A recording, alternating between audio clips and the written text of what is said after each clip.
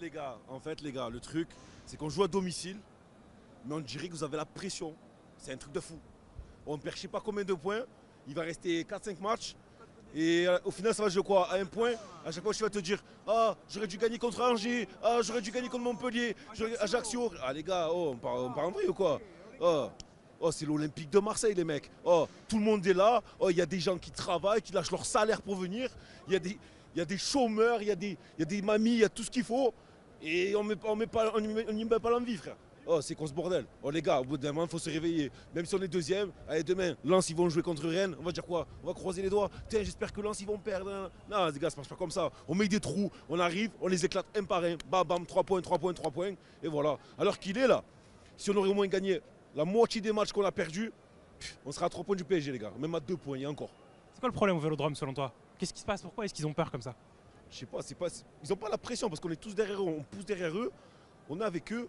Mais je sais pas, on dirait ça bloque, Quand ils vont jouer à Lille ou je sais pas où là-bas, là, oh, ils lâchent les chevaux. C'est un truc de fou, ils lâchent les chevaux. Il y a deux équipes. Il y a deux équipes, tu vois. On dirait ils arrivent au Vélodrome. Oh les gars, on se regarde, on fait quoi? Qu'est-ce qu'on fait? Oh les gars, on est 75 000. Oh, au bout d'un moment, faut y aller, tu vois. Que t'as pensé du match là? La déception forcément. Une grosse déception, mais tu proposes rien en première mi-temps. Eux, ils envoient sur les côtés, ils percutent jusqu'à qu'on prenne un but. Donc, comment dire, scénario de match logique. Ouais, tu le sentais venir dès le début? Mais non, pas dès le début. Moi, je me suis dit que ça y est, on revient de la trêve internationale, ils sont bien reposés, donc ils sont motivés pour gagner. À la fin, on s'en prend un bête. Grâce à Dieu, on a un penalty miraculeux. Merci Sako. Hein. Ouais, merci Sako, espèce d'enculé. Miraculeux et Dieu merci, on le marque. Mais en seconde mi-temps, on doit montrer plus. On doit être plus percutant. Alors tu dors, je comprends que tu veux mettre les internationaux au repos parce qu'ils ont joué pendant la trêve internationale. Ils ont joué pendant la trêve internationale. Mais cousin, à un moment donné, il faut les mettre sur le terrain. Hein. Les mecs comme Under qui percutent sur les côtés. Et on a besoin de ça. Oh, Vitinha, il n'a rien proposé. On aurait dit un touriste, on dirait il était à Saint-Jacques-de-Compostelle, il regardait à droite à gauche, il ne savait pas où se placer sur le terrain. À un moment donné, il faut arrêter, il faut se remettre en question, les gars. C'est le 11 pour toi qui a été un problème de Tudor? Pour moi, de base, je comprends qu'ils veulent le faire jouer et tout, tu vois. Parce que c'est normal, il n'a pas de temps de jeu, il faut qu'il s'acclimate au championnat et tout. Mais à un moment donné, cousin, quand tu perds 2 points comme ça, facile, et qu'à la fin, les autres, les poursuivants, ils sont derrière, et que s'ils gagnent, ils recollent, je ne suis pas d'accord. Il faut mettre un trou. À chaque fois, c'est comme ça. À chaque fois, on va jouer. À chaque fois, on va jouer la deuxième place à la dernière journée, au couteau, sur 1 point. C'est pas normal, je suis pas d'accord. De la déception, oui, mais après, il n'y a rien à retenir. Il n'y a pas de contenu, donc il n'y a rien à retenir. Hein, donc... Tu t'attendais à ça? C'est toujours compliqué après une trêve internationale. Hein. Les gens, ils ont tous oublié, mais c'est avec 13 internationaux qui sont partis. 7 joueurs pour faire les entraînements pendant la trêve. Là. Paul Lopez qui est malade pendant 3 jours, qui ne peut pas jouer ce soir. Donc c'est hyper compliqué. Donc voilà, après, les joueurs, je pense qu'ils ne supportent pas la pression du Vélodrome, je ne sais pas. Comment tu l'expliques, toi, ce truc? Comment est-ce que ça se fait qu'il y a 2 équipes quoi? On voit vraiment, même sur les statistiques, comment ça se passe? À mon avis, c'est trop de fébrilité par rapport au Vélodrome, de faire une erreur, de peur de se faire siffler. Ils ne supportent pas, donc... Non, il n'a pas l'air hostile, ce Vélodrome, là, cette saison, j'ai pas l'impression, en tout cas. Non, mais le problème, c'est vrai qu'on est trop gentil avec eux. Et pour l'instant, ça risque de gronder s'ils continuent à faire des contre-performances au Vélodrome. Mais maintenant, il va falloir aller chercher les points à Lorient pour attraper les points qu'on perd au Vélodrome. C'est triste, on attend à chaque fois des matchs à l'extérieur pour voir du contenu, quoi. C'est ça, et puis après, en première mi-temps, trop de changements encore. Hein. Rongier derrière, Guendouzi en première mi-temps, un peu coup-ci, coup-ça. Hein. Donc déjà sur le but de Montpellier, il court à côté de prend un sombrero. De Cazerie, puis au lieu de faire faute, hein, on le laisse aller jusque dans les 16 mètres et puis Montpellier marque. Mais non, on est trop gentil, on n'est pas assez tueur, et puis au milieu de terrain, c'est plus ça du tout, quoi. Et puis tes pistons, faut arrêter, quoi. C'est vrai, c'était l'arme de l'OM depuis le début de la saison, et là, vu qu'ils marquent le pas, les joueurs marquent le pas, enfin de l'équipe entièrement, quoi. Ah bah c'est catastrophique. Hein. Bah après, il y en a beaucoup qui s'étonnent pourquoi Klose il n'a pas été à la Coupe du Monde, mais même la Gambardella il peut pas la jouer. Hein. Tavares, t'as un petit truc à dire? Tavares, c'est compliqué aussi. Après, tu vois qu'il essaye de tenter des trucs, mais bon, le problème c'est que ça va jamais il n'arrive pas à percer, il fait pas la différence. Et puis Prends toujours la mauvaise. la finition, elle est catastrophique, quoi. C'est toujours les mauvais choix. Vitinha, son premier match, on va dire, depuis la reprise, là, qu'est-ce que tu as pensé? Beaucoup de combativité, mais pas de ballon devant. On n'a pas joué avec un avant-centre, quoi. On n'y a pas donné de ballon. Donc, Il était là au pressing, mais ouais, c'est ça. Hein. Il n'a pas eu de ballon devant, donc il n'y a pas eu de. À un moment, il a fait un super sprint en remontant tout le terrain sur un contre, mais on n'y a pas donné le ballon. Donc après, c'est difficile à juger. Merci. Je suis dégoûté, hein, je suis dégoûté. Ça me saoule parce qu'à chaque fois on va au Vélodrome, on se fait marcher dessus. Je sais pas, on prend un but bête d'entrée, on n'est pas bon, on n'est pas là On n'est pas là, c'est à chaque fois pareil au Vélodrome. On se chie dessus à chaque fois qu'on est au Vélodrome, ça me casse les couilles, je vous jure. Comment tu l'expliques, toi, le fait qu'il y ait deux équipes comme ça? Bah, pour moi, en fait, je sais pas, on a l'impression, on les laisse regarder. Il y a des joueurs, j'ai l'impression ils n'ont pas envie. Je vais Tavares, comme je les vois pas courir, genre. Ils arrivent, ils cavalent pas. Genre, ils regardent le ballon, ils regardent à sa droite, mais ils cavalent pas. Et je vous jure, ça me rend fou. J'ai l'impression, c'est tout le temps pareil. Les joueurs, ils n'ont pas envie, j'ai l'impression. Quand ils viennent ici, ils n'ont pas envie. C'est quoi, les supporters, tu penses, qui mettent un peu la pression? Pourtant, il n'y a pas une hostilité de On fou. n'a pas encore des tapettes, frère. On a envie qu'ils jouent au Vélodrome. Ça y est, ils se rendent pas compte de la chance qu'ils ont de jouer au Vélodrome. Je vous jure, c'est incroyable. On est là tout le temps, on chante, on n'en peut plus, on se casse la voix, on n'en peut plus. C'est incroyable pour moi. Je comprends pas pourquoi ils se donnent pas à 100%. Il y a un joueur que tu mets encore plus en dessous que les autres? Pour moi, c'est Tavares. Je commence il commence vraiment à me casser les couilles. J'espère vraiment qu'ils vont pas l'acheter parce que vraiment, il a un potentiel de fou ce joueur. S'il exploite son potentiel, il pourrait jouer dans les plus grands clubs du monde.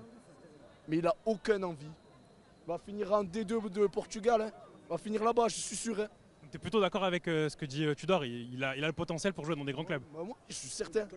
Mais le problème, c'est qu'il se donne pas, il s'en fout. Il se repose sur ses acquis, il mouille pas le maillot. Il n'a pas l'identité marseillaise. Comme un Gigot, comme un Mbemba, comme un Guendouzi, même s'il a été moyen ce soir, mais il n'a pas cette identité. Il n'a pas cette identité qu'on a nous. Il n'a pas. Même devant le but, l'efficacité, début de saison, ça allait, mais là, ça devient de plus en plus catastrophique. Là, ça devient vraiment très très compliqué. Pour moi, même moi, ce que je ferais, je mettrais Kolasinac et Mbemba en centrale, hein, comme il a fait ce soir. Je mettrais Kolasinac sur un piston. Les latéraux, ils n'ont rien apporté. Les latéraux, ils n'ont rien apporté. Klose, Nuno Tavares, ils n'ont rien apporté. C'est désolant. C'est quoi, à votre avis, pourquoi est-ce qu'ils ont plus apporté? Parce qu'au début de saison, ça allait. On dirait qu'ils n'ont plus de volonté. C'est pas peut-être les adversaires? Il n'y a pas de volonté. Hein? Moi, je pense qu'ils n'ont plus de volonté. Hein? Klose, au début, il centrait. Aujourd'hui, il a centré combien de fois? Il a réussi combien de centres? Réussi, ouais. Il en a fait, mais. Zéro. Nuno Tavares, il y a eu que des déchets, que des déchets. On peut pas le garder comme ça. Allez. Il a essayé d'écouter les supporters, on va dire, en mettant Sanchez un peu plus bas. Avec Vitinha, ça n'a pas fonctionné. Malheureusement, l'association Sanchez-Vitinha, on a vu que ça n'a rien apporté ce soir. Ça a des limites. Après, on sait qu'il y a pas mal de joueurs qui ont joué il y a même pas 5 jours. Ils sont rentrés avec la fatigue des voyages et tout. Sanchez était en Amérique du Sud. Bon, Vitinha a joué en Europe avec l'équipe Espoir portugaise, mais bon, ça n'a rien apporté, rien de neuf. Donc bon, moi franchement, je ne sais pas comment on peut se projeter sur cette fin de saison. Il reste encore 9 matchs, il y a 4 rencontres à domicile. Il va falloir aller faire un résultat à l'extérieur dimanche prochain à Lorient et on verra. Mais moi, je crains la réception de 3 dans 15 jours. Hein. Je ne sais pas ce que ça va donner, mais en tout cas, si jamais on continue à perdre des points à domicile d'ici la fin de saison, je pense que la deuxième place, elle va vite nous échapper. Et je pense que les équipes qui sont derrière, que ce soit Monaco, Lens et tout, ils vont être à l'affût pour vraiment nous rattraper et essayer de nous passer devant. Mais ça tient un fil. Là, la seconde place, c'est la place de Dauphin de Paris. Quand j'entendais certains qui disaient on peut se rapprocher de la première place en gagnant ce soir à 4 points de Paris avant le PSG-OL de dimanche soir. Franchement, on est sur une autre planète, on est déconnecté, on ne connaît pas le football quand on a de telles paroles et de telles. Moi, j'y crois pas un seul instant, franchement. Moi, je pense qu'il va falloir cravacher et batailler ferme pour essayer d'être sur le podium et d'aller chercher la Ligue des Champions pour la saison prochaine. Ça fait plaisir. En plus, je regarde souvent le FCM. C'est gentil, merci beaucoup. Un petit bonjour à M. De Bono pour ses analyses toujours pertinentes. Merci, c'est gentil. En tout cas, on te le souhaite. Hein. Merci pour tout. Dis-moi, qu'est-ce que tu as pensé un peu du match? Là, tout à l'heure, on parlait un peu des choix de Tudor. Under, on sent aussi qu'il nous a un peu manqué dans la construction offensive. Bah, c'est vrai qu'au-delà de ça, en plus, par rapport à un joueur comme Malinowski, Under, il a vraiment une qualité technique quand il est positionné à droite. On l'a vu sur son centre. C'est un joueur en plus qui a de la combativité. Là, Malinowski était vraiment en deçà de ses performances habituelles. Et Under, il a le cœur. Il a le cœur. Et ça, c'est un joueur qui fait vraiment plaisir au quotidien. Quand tu le vois jouer, tu te dis, mais c'est ce joueur qui s'identifie à Marseille. Pourtant, on n'aurait pas dit ça en début de saison avec le système de Tudor. On se dit son poste, il n'existe plus. Finalement, il a réussi à s'imposer. Bah oui, c'est vrai que c'était plutôt vraiment un pur ailier. Et c'est assez surprenant de voir sa reconversion. En tout cas, au-delà de ça, c'est vrai que si on résume un joueur, je pense que le sujet n'est pas vraiment là. L'équipe doit mettre beaucoup plus d'intensité, comme ça a été le cas en début de saison. Et à domicile, franchement, ça devrait être beaucoup plus fort. On doit se faire respecter à domicile parce que si on veut espérer aller justement chercher au-delà, ben, il faut être intraitable. Là, arriver à faire un match nul face à une équipe de Montpellier qui, honnêtement, casse pas trois pattes à un canard. Hein. C'est pas une grosse équipe de Montpellier. Hein. Cazerie, il est à la retraite, il joue encore. Hein. Donc, non, il faut vraiment que l'équipe prenne sérieusement, avec humilité, les équipes adverses pour vraiment aller essayer de chercher les 3 points. On a de la chance à domicile. Le reste des matchs, c'est pas des grosses équipes. À l'extérieur, justement, on est bon. On peut jouer encore Lyon, Lille. D'ailleurs, je serai à Lorient week-end prochain. Donc, moi, je suis l'OM à prescription. Donc, on a la chance d'avoir une équipe qui est forte à l'extérieur. On joue des grosses équipes. On peut s'imposer à Lyon, on peut s'imposer à Lille, on peut s'imposer à Lorient aussi, qui joue quand même un beau football.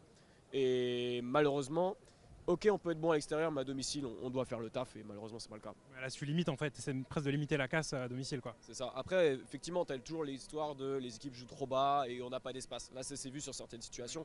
Mais le problème, c'est aussi le manque d'intensité dans les déplacements qui fait qu'aujourd'hui, quand tu es sur un bloc bas, la problématique, c'est la prise de profondeur. On l'a vu 2-3 fois avec Sanchez. Vitinha, pour moi, a dû prendre beaucoup plus la profondeur. Il a joué trop en appui, c'est pas son jeu, ça s'est vu.